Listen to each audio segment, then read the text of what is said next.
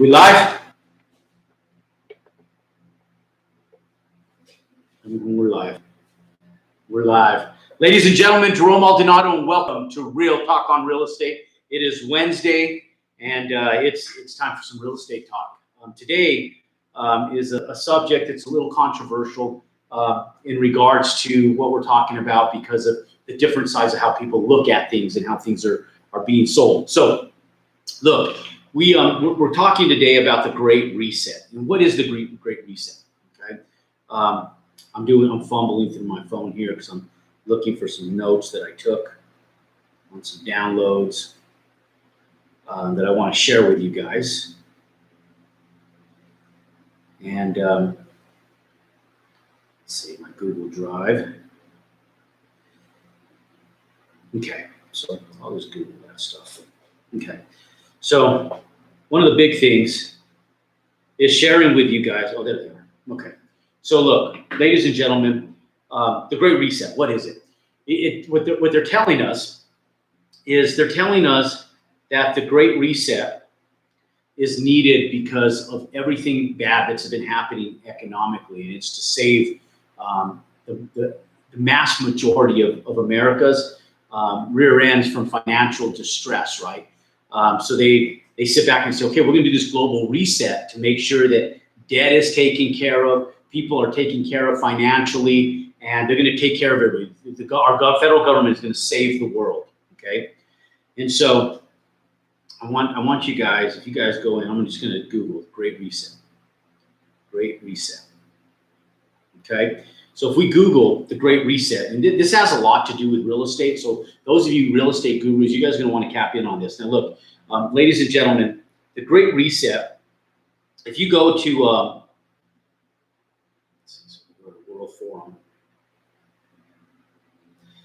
you know, the World Economic Forum is the one that's talking the most about the Great Reset. In fact, so much so that if you go to their, if you just Google the Great Reset, like I just did, the first thing that shows up on the World Economic Forum is the Great Reset. You know, it's resetting our economy.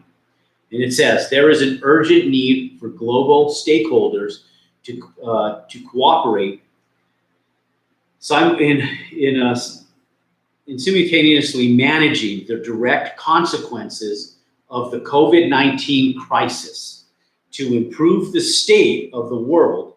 The World Economic Forum is starting the Great Reset Initiative.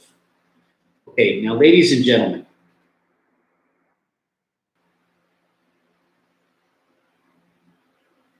I don't know about you guys, but I will tell you guys that I realize that we're lucky enough to be born in a country, okay, that gave us a free enterprise system. You guys hear me talk about this a lot. And the reason you guys hear me talk about this a lot is because I've been practicing this and it's been embedded into my mind since I was about 20 years old.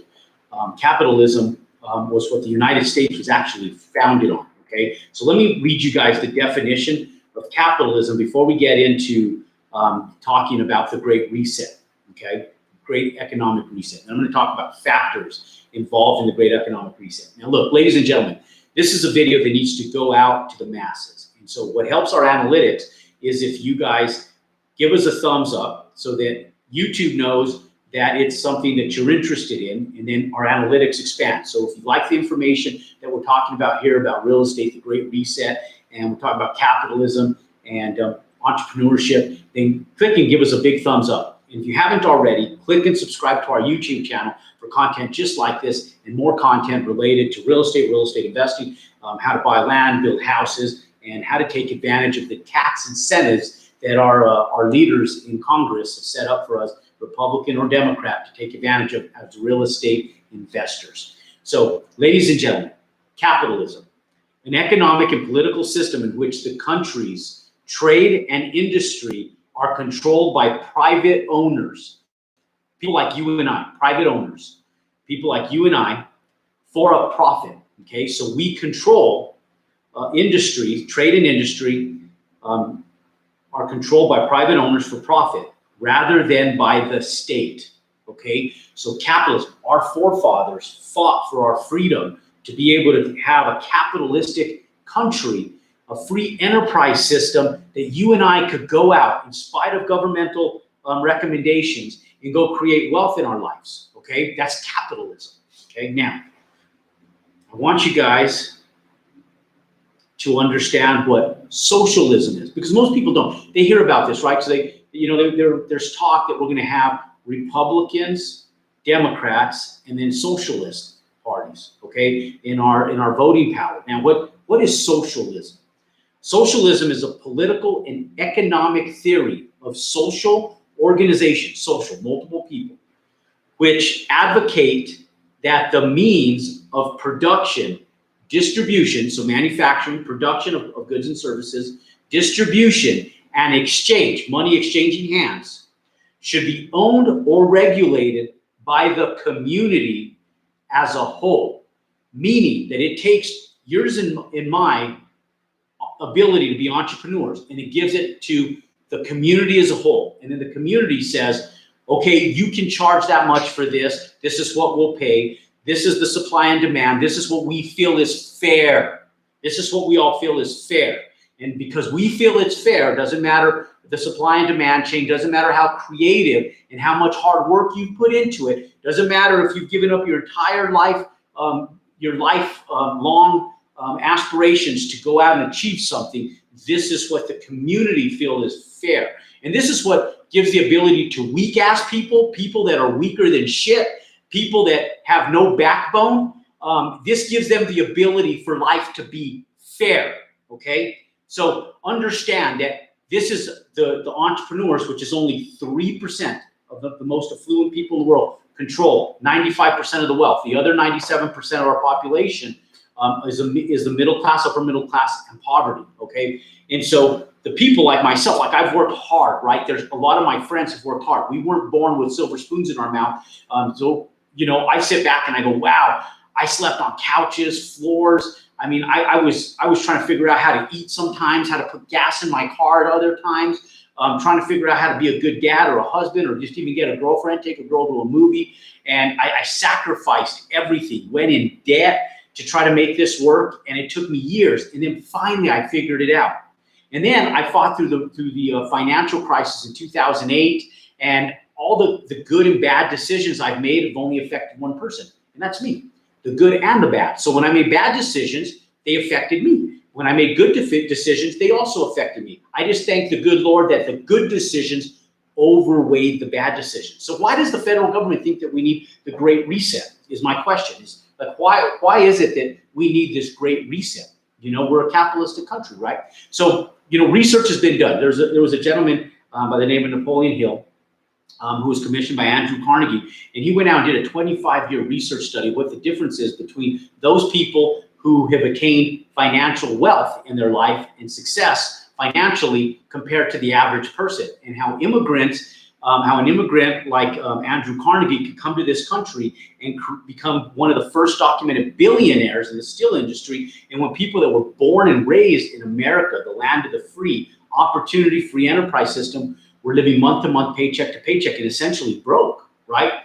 And now those same people are saying, hey, we want to live in a socialist economy where we all get treated fairly, okay? Now there's three aspects to what's happening right now. I'm gonna go through all three of those throughout this video, okay? And so as you start listening and hearing, taking notes, hear me out here, and click and subscribe, give us that thumbs up if you like content like this. Now, understand that Andrew Carnegie was commissioned. He went out and did a 25-year research study of the difference between wealthy people and average people. And what he found out is that the way the wealthy people think, it's the way they think that makes them wealthy. You know, we're not taught the way wealth is really created in our schools, because if our government controls it, or if people control it, you know, then it's socialism. If our government controls it, it's communism. So what is communism? Before we go on, what is communism? Okay, so communism doesn't have to do with fighting. It creates distress in economies because, you know, people get frustrated. Here's why: because communism, a political theory derived by Karl Marx, that advocating class war and leading to a society in which all property is publicly owned and each person works and is paid according to their abilities and needs. So look, ladies and gentlemen, I don't need to have millions upon millions of dollars. I don't need a $50,000 watch that I bought this weekend. I don't need that stuff, but don't I have the ability to go out and buy it and enjoy it if I work hard for it? Don't I have the ability to go out and achieve greatness in our lives? You know, I believe that our gift from God is life, and what we give back is our gift, what we go and do with our lives. What we go out and what we obtain in our life. How many people we help. What the quality of life is, right, that we create for ourselves right here on earth is our gift back to God. You know, he gives us abilities, and I sit back and say, okay, let's exercise those abilities to go out and become the best version of me that I can become, right? And he also gave each and every single one of you that exact same ability. How do I know that? Because I'm living proof. I remember sitting back as a Hispanic kid and looking around at society, and I said, okay, if the stereotypical person out there can go out and attain wealth, whatever that stereotypical person is, why can't I? Why can't I? This brown kid from the other side of the train tracks, why can't I go out and obtain the same type of success? And my parents told me, Jerome, you can only achieve that level of wealth if you're either born into it and you inherit it, or you win the lottery. Okay, so I'm living proof that that's not the case. Ladies and gentlemen, this brown kid from the other side of the train tracks was able to go out and obtain wealth. Why? Because I worked hard, I put my head down, and I applied success principles that the wealthy apply. And so when Napoleon Hill found out, ladies and gentlemen, he said, look, if all the money in the world was distributed equally to all people, within 5 years, ladies and gentlemen, 5 years, 5 short years, the money would be back into the exact same people's hands that control it today. And the reason why is because of the way they think. So ladies and gentlemen, do we go out and do we let our government control our wealth, or do we let a socialistic community control our wealth, or do we go out and continue exercising this free enterprise system that our forefathers went and fought for, walked barefoot from Virginia to Pennsylvania in the snow, I mind you, to fight for our freedom? And old Jan Hancock and everybody else behind him went out and signed the Declaration of Independence. Not the Declaration of Communism or the Declaration of Socialism, the Declaration of Independence. Independence. That means you independently go out and do for you, your family, your loved ones, ladies and gentlemen, your kids go out and do the same. And so, ladies and gentlemen, here's one example of what's happening with the Great Reset. The government's sitting back and they're saying, oh my God, we need to reset this and we need to help the people, right? We need to help, quote unquote, help the people. Well, look, ladies and gentlemen, I don't need help by the federal government. I'm not looking for a free handout. I'm not looking for $1,000 a month. And I would hope that you're not either, because God gave us the free given ability to go out there and create on our own and create wealth and abundance beyond what we can all go out and spend in our lifetime if we put our head down and we go to work. We're one of the fattest countries in the nation. What I mean by fat is I'm not talking about weight. We're one of the fattest countries in the nation in regards to our abundance of food, of automobiles, of junk, of toys, of everything in the world. Ladies and gentlemen, our poverty is wealth to third world countries, other places in this world. And so, ladies and gentlemen, I'm sitting back telling you guys, we are a fat country and we have more abundance in poverty than most third world countries do.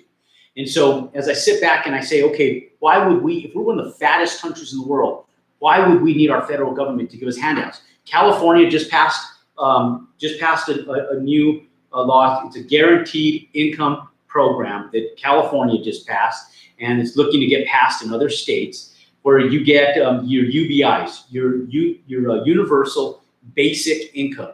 Okay. Now, I know that there's people out there that have health issues. I know that there's people that have mental health and physical health issues and cannot work and cannot physically or mentally go out and do what I do. I understand that. There's a small percentage of people like that out there, and for that, there's disability income, and that's why our governmental agencies and stuff are out there. Now, does it run correctly and does it run perfectly? I don't believe so.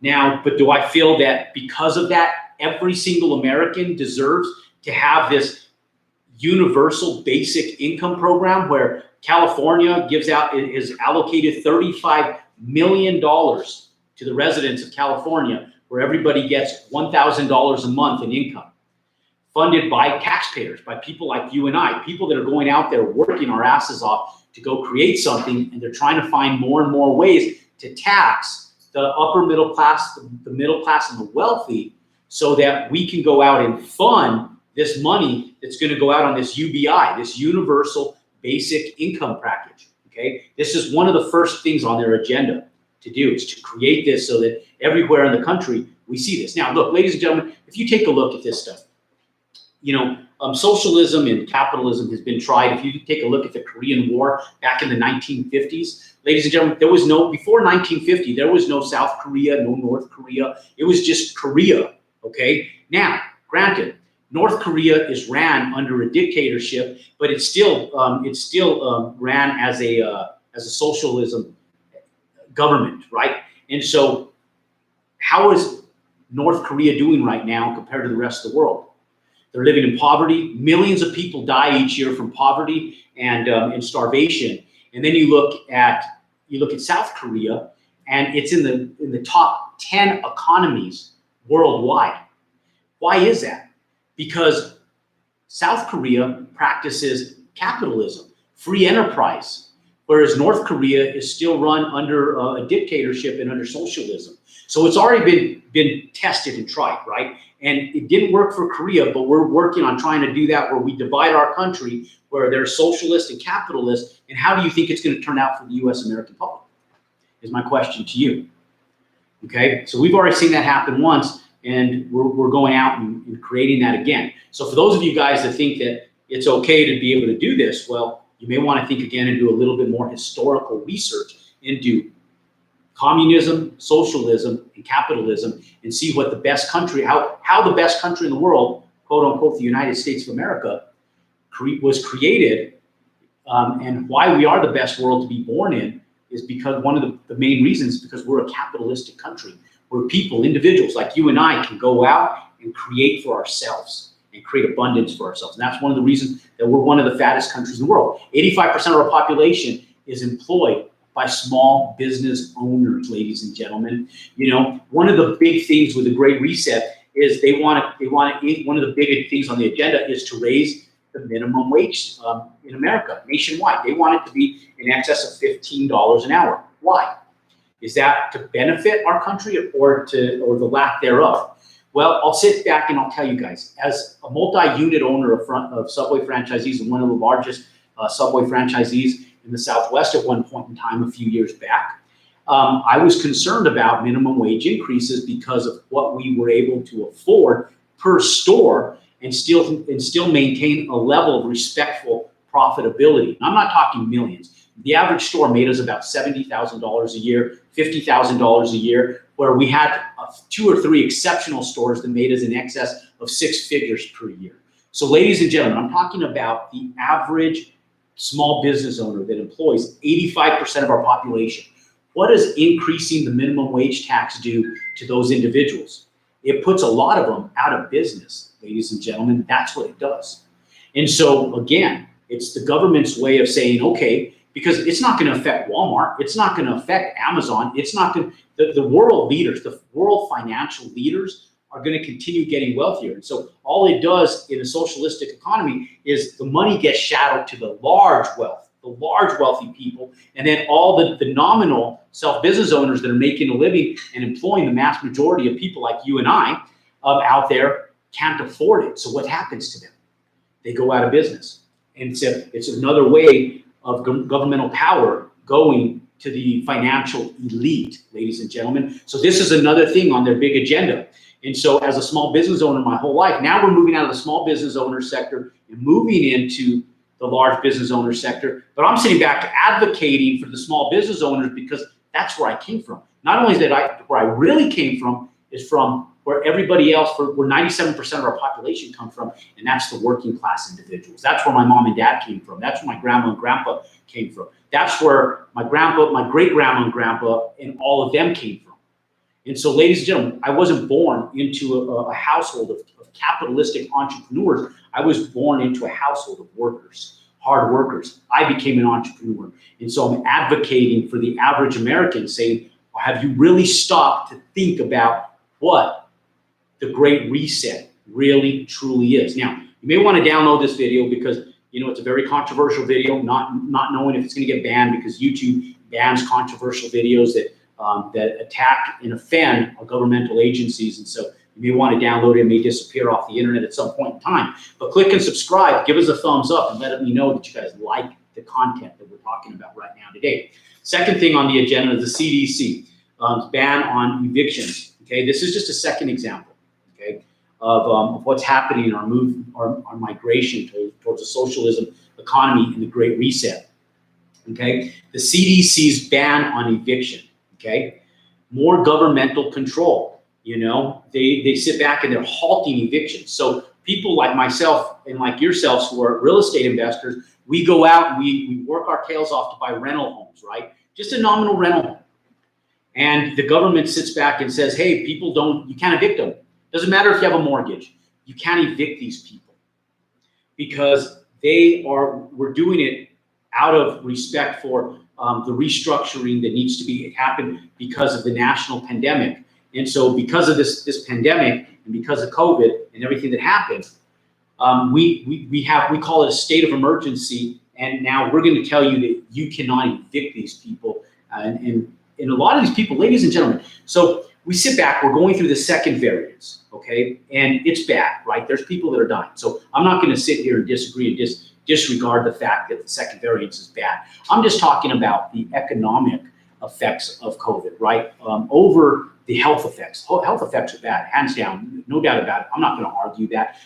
You know, it's bad. You know, the vaccinations are out there; they're getting out there quicker, and so you know, Americans are taking them, but people are still getting sick. So I'm not going to discount that. But what I'm going to sit back and tell you is that we're sitting back, and Daniel, where do I turn this stuff off once I'm done? And it's free on the laptop. That's it. Okay. That's it. On the laptop over there. Yep. Are we going to be able to trim that? Yeah. We're going to be able to trim it? We're not going to be able to trim it? I don't know on this one.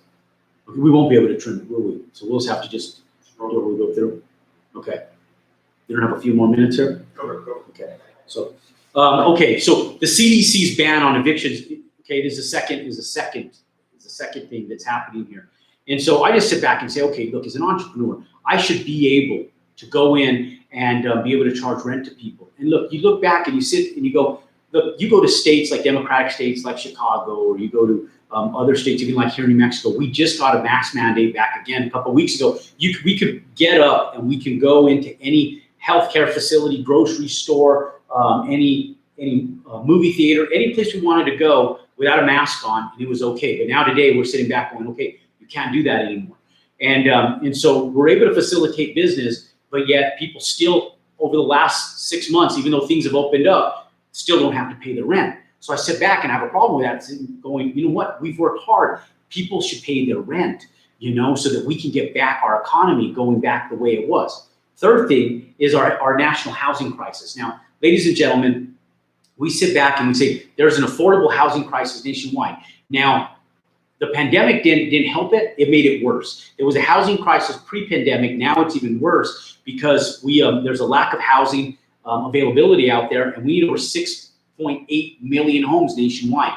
Okay, now we sit back and our government is going in and they're buying out homes. In fact, Forbes magazine just came out with a prediction that said by 2023, our government will have ownership of most of the rental homes across the United States. So you take a look at companies like BlackRock and you sit back and say, oh, well, BlackRock isn't a governmental agency. No, it's not a governmental agency, but the Federal Reserve is funding them to go out and buy these. Now, if the Federal Reserve is also not a governmental agency, it's privately owned. It's a private sector ownership.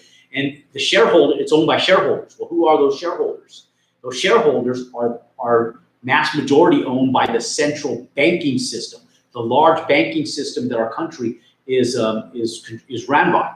And so we sit back and we go, okay, all of this debt is that people are taking on, and all of these, the government's coming in and saying, hey, let us help fix this. We're going to give you relief over your student loans. And then you sit back and you go, okay, you're giving us relief over these student loans. Somebody has to acquire that debt. Who's acquiring that debt? Well, guess who's acquiring that debt, ladies and gentlemen? The Federal Reserve is acquiring that debt. So whoever acquires that debt has control. So if our central banking system is the main shareholders of the Federal Reserve has control. If the Federal Reserve is funding BlackRock to go in here and buy full neighborhoods, what is that doing to people like you and I? They're sitting there, and what's happening is they're right now in other states across the United States, like Indianapolis, Seattle, they're saying, you know what, you can no longer, as an owner, go in and tell people that they can't rent from you if they have because they have a criminal background or because they have bad credit. So they're not allowing screening anymore over tenants. And so that's another way that the government's taking power away from us to be able to screen our tenants to get better qualified tenants in our properties, as in our rental properties, apartment complexes, rental homes, all of it. Now, the government in some of the major states across the United States, like California, New York, and some of the more pronounced states are sitting back with what's called rental control, where they sit back and they put rental caps and say, we can't raise rents higher than a certain margin because if we do, we can get fined. You know, they put caps on it.